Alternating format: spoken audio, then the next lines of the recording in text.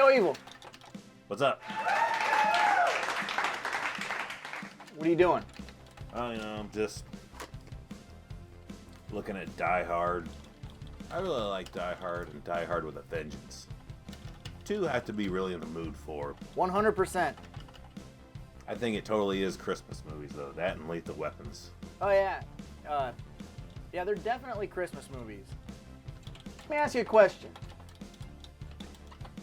Why is it that I'm always talking to you through this curtain and we never see the adult section? I thought you were building that. I kind of figured, since you're in the back room, that maybe you would take care of it. Yeah. I'm on it, boss. I ain't got nothing else to do. Sure. There's a bunch of adult stuff back there in boxes. If you want to just get it all out, like the movies and the magazines and stuff, they just set something up. I'm gonna start right now. Oh man, will you look at that time? I gotta go. Whoa. Just like that, you're gonna leave.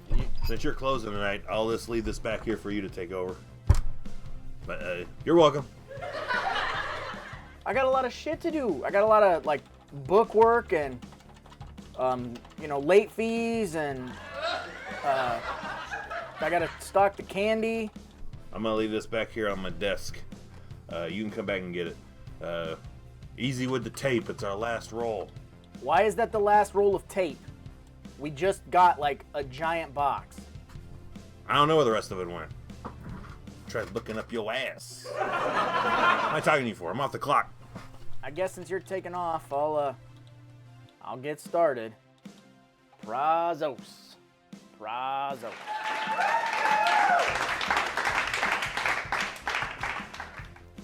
Joke's on him. I am not gonna spend the rest of my time building that fucking adult section. He can do it when he comes in on Monday. I suppose I'll talk about a movie. Hello, internet fans. Welcome to 3B Video. I'm your host, Rotten Roger DeMarco. And today, we're going to be talking about Robert Kurtzman's 2007 film, Buried Alive. Don't feel ashamed if you missed this one. Alright, so here is your plot synopsis. Zane, this college kid, takes his buddies with him on a weekend to go look at his old family property and to maybe dig around the property for some supposedly hidden gold. But one of their college pranks resurrects the spirit of this old Native American woman with an axe. And that's pretty much it. There's not a whole lot going on under the hood with this movie, but it's super fucking fun. So we gotta talk about it. But before we get into my overall thoughts of the film, first, let's take a look at Ryan Rogers! Splatter facts. We have 6 dead bodies. We have 4 titties. And 1 bush if you look real close and maybe zoom in. We have cousin kissing, gratuitous hand sanitizer, ecstasy road trip, cheesy poof puking, gross, exposition by song, bloodbath birth, naked jogging, and 1 teleporting ghost zombie.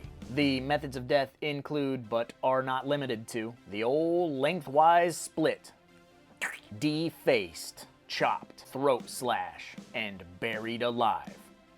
Who would have thought? Alright, so now on to my overall thoughts of this film.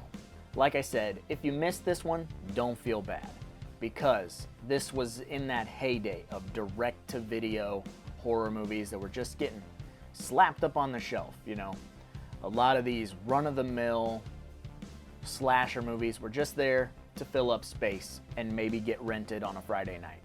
The one thing about this one is it is a pretty standard direct-to-video slasher film. Yes, I'm not disputing that. But there is one notable difference, and that is the name attached. Robert Kurtzman.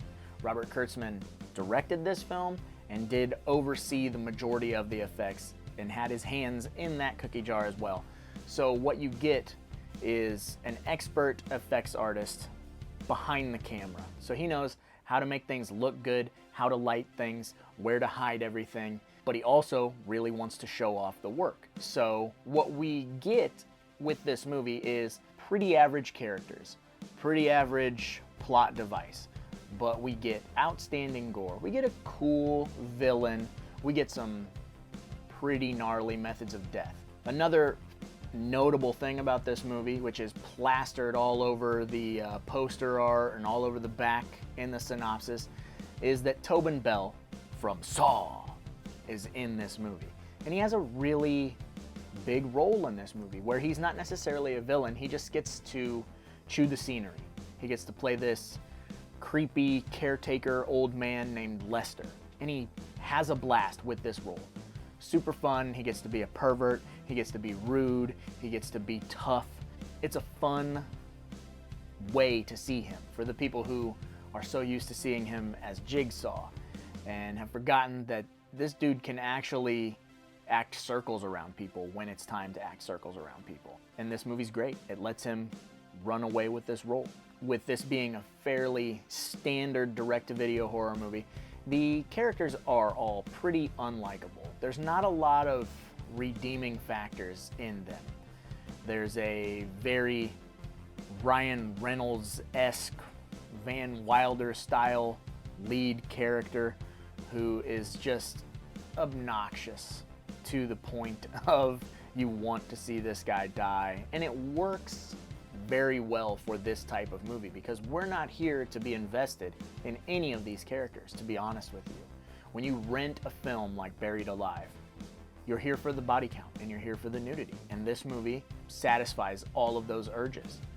We get some super annoying characters, albeit attractive females, attractive males. It's eye candy for all. The real eye candy is the gore. That is the star of the show. It is the epitome of the direct-to-video slasher film because it's almost great, if that makes sense. It's one of these movies that had it had a bigger budget, this movie could have really been something. Maybe some rewrites on some of the dialogue. It's a very fun late night flick that is meant to be enjoyed with your buddies, and you know, you're gonna wanna have a stack of these. And it's usually you pick like 2 or 3 direct-to-video horror films and you hang out and see which one is the worst that you have rented. I think that this movie holds a very special place in the time capsule that is early 2000s rental stores. And I think that just forgetting about it is definitely the wrong thing to do. This is one of those movies that you need to see at least once. You know, you throw this on and you go, okay, yeah, I gave that a go, and you know, there's gonna be things about it that you really dig and things about it that make you roll your eyes, but it's a very fun, silly movie. It's definitely worth enjoying once or maybe more. If you're into this type of stuff, if you like these cheesy direct-to-video slashers, then this is gonna be right up your alley. Personally, I enjoy this movie a great deal. I have a blast with it, and it can be regular cinema in my house. There are some things about this movie that are very weird. There's a very weird vibe right from the jump of this movie with a dream sequence that involves these 2 cousins who are the leads in the film. And there's a weird sexual tension between the cousins. I mean, it's not subtext. It's right there. Like, you just know that these 2 cousins want to hump each other. He wants to fuck his cousin and you know it. Boy, it's strange. It's one of those things you go, well, I'm not sure why that's like written into here, but we'll just go with it. Where's it gonna go? Are they gonna sleep together? Are they gonna do these things? I don't know. Tune in to find out. And this movie does actually kind of take a long time for the Native American spirit to make her presence known and to start picking everybody off. That can work for or against this type of movie because, again, we're not here for character development. So we want to get to the carnage as soon as possible. And this movie kind of holds on the carnage for a bit, and then it's somewhere around the midpoint where the mood shifts and it becomes a crazy slasher film with this ghostly lady.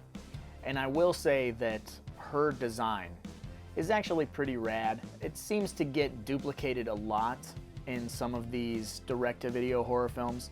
This evil hag look, I suppose, this very witchy look. This look is fantastic and the paint job is fantastic, but you could take this exact look and paint it green and then it becomes a witch. Or, you know, you could paint it brown and it is a demon.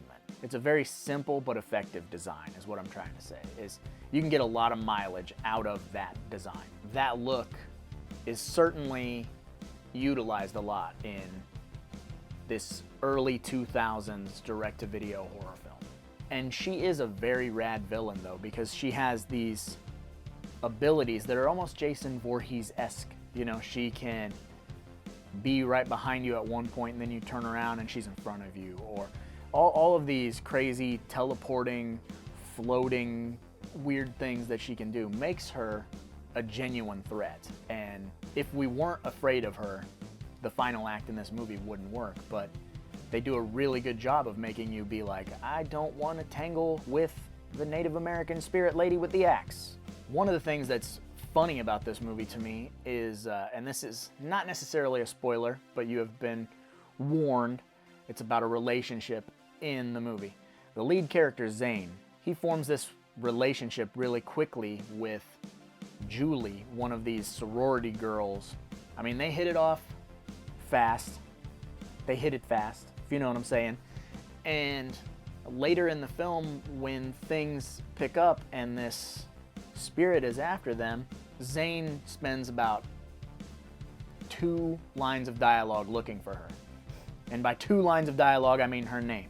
Twice. Julie! Julie! Let's get the fuck out of here. You just slept with this girl. You have been like fawning over her the entire film. And that's the extent of your bravery. I don't know, it's kind of funny to me. I find it hilarious.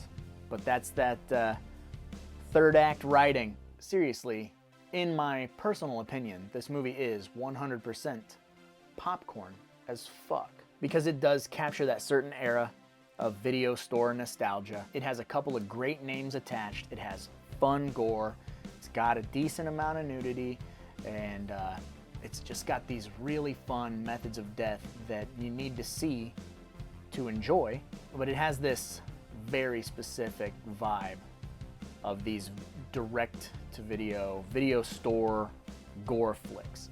It has a very Wrong Turn 2 gross out factor vibe to it, with really, really well done gore, you know, that should have seen the big screen, relying on all of us to take it home. So I think that you would be doing this movie a disservice if you did not take this movie home and check it out. So if I have swayed you to check out, yeah, I put a pause in there, D'Lo Brown, Robert Kurtzman's Buried Alive. Click the link in the description and get a copy for you today, because I have to tear a wall out. So if you buy a movie, it might help. I suppose I should probably get going, because after all, there's a lot of movies out there. Somebody's got to watch them. So why not me, right? I can't believe this motherfucker left me